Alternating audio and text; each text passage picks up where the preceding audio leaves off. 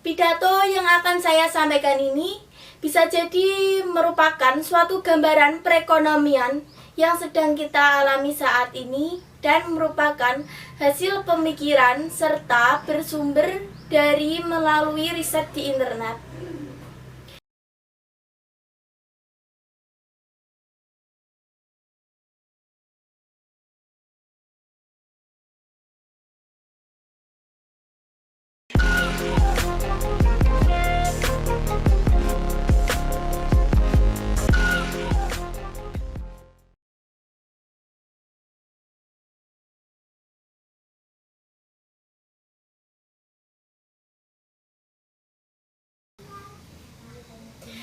Pergi apel, naik kapal selam, pulangnya naik kereta uap. Kalau saya nanti memberi salam, jangan lupa hadirin jawab. Assalamualaikum warahmatullahi wabarakatuh. Shalom, Om Swastiastu, Namo Buddhaya. Salam damai sejahtera untuk kita semua. Perkenalkan, nama saya Putri Brianapsari, siswi dari SMK Taruna Kradenan, Kabupaten Grobogan, Provinsi Jawa Tengah. Saya akan menyampaikan tentang potensi perekonomian di Jawa Tengah di masa pandemi COVID-19.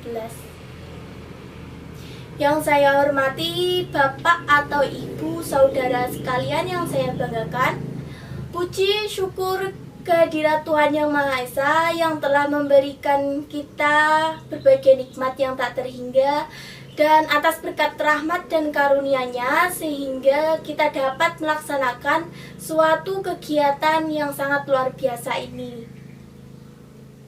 Terima kasih dan penghargaan yang sedalam-dalamnya saya sampaikan kepada pihak sekolah dan segenap pihak lainnya yang telah memfasilitasi dan mendukung acara ini sehingga dapat berjalan sebagaimana mestinya dan dengan hasil yang teramat baik.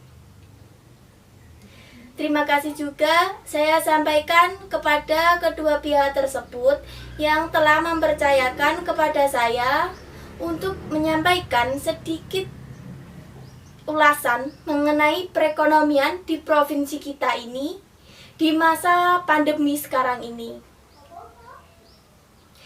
Pidato yang akan saya sampaikan ini bisa jadi merupakan suatu gambaran perekonomian yang sedang kita alami saat ini dan merupakan hasil pemikiran serta bersumber dari melalui riset di internet. Bapak atau Ibu saudara sekalian yang saya hormati, harus diakui bahwa kondisi perekonomian Jawa Tengah di tahun 2021 masih dipengaruhi kondisi perekonomian di tahun 2020 yang terdampak karena pandemi COVID-19.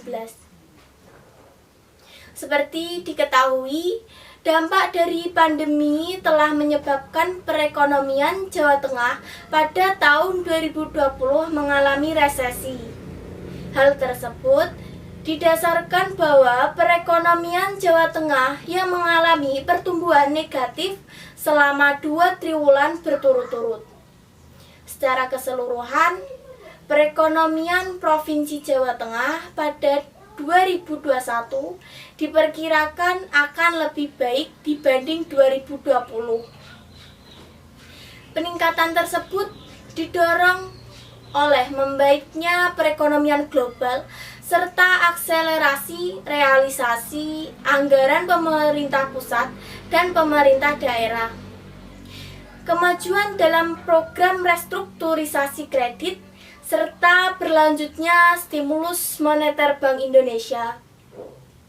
Daya beli konsumen terjaga ditopang oleh bantuan sosial dan kenaikan upah minimum kota atau kabupaten atau UMK 2021. Perbaikan perekonomian global yang diperkirakan berlanjut pada negara tujuan ekspor Jawa Tengah mendorong perbaikan ekspor. Optimisme peningkatan tersebut sejalan dengan karakteristik komoditas ekspor Jawa Tengah yang memenuhi kebutuhan dasar manusia seperti sandang, furnitur, hingga makanan. Ekonomi Indonesia, jika kita melihat lebih banyak dan dalam lagi, pada dasarnya negara Indonesia merupakan salah satu negara yang memiliki potensi ekonomi yang terbilang cukup tinggi. Bahkan dunia internasional kelihatannya juga turut mengakui bahwa pada dasarnya negara kita ini mengalami peningkatan pertumbuhan ekonominya. Indonesia pun semakin menjadi salah satu negara yang patut diperhitungkan dalam perekonomiannya di dunia internasional.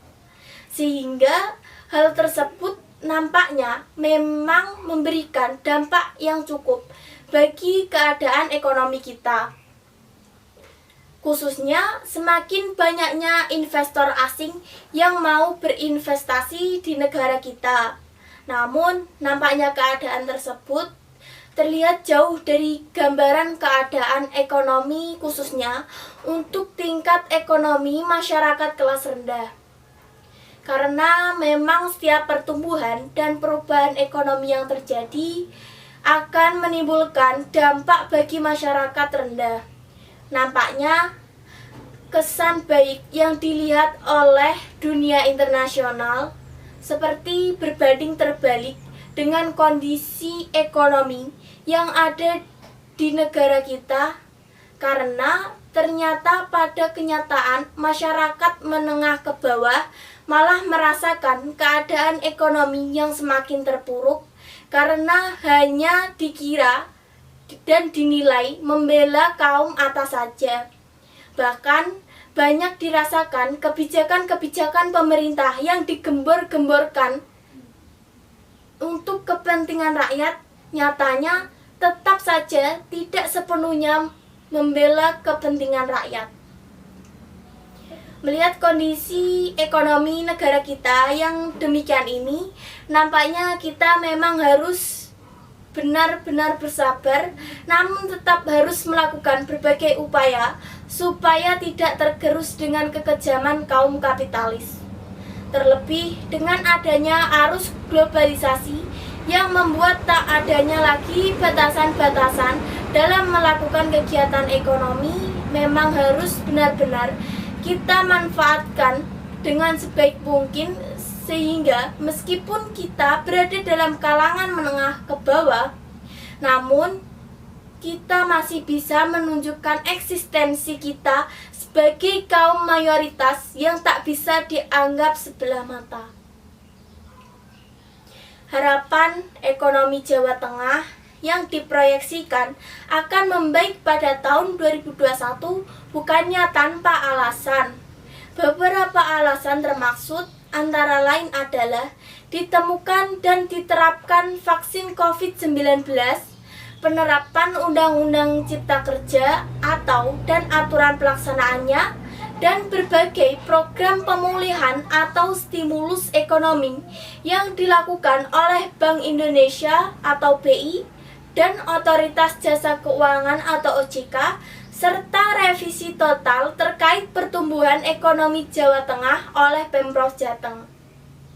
Adapun 3 hal yang harus direalisasikan dalam rangka menarik para investor, dalam rangka menaikkan ekonomi, menurunkan tingkat kemiskinan yang ada di Jawa Tengah, dan mewujudkan pertumbuhan ekonomi di Jawa Tengah. 3 hal itu adalah 1. Aspek kewilayahan, 2. Kondusivitas, 3. Serta aspek kemudahan dan kecepatan pelayanan tingkat daerah.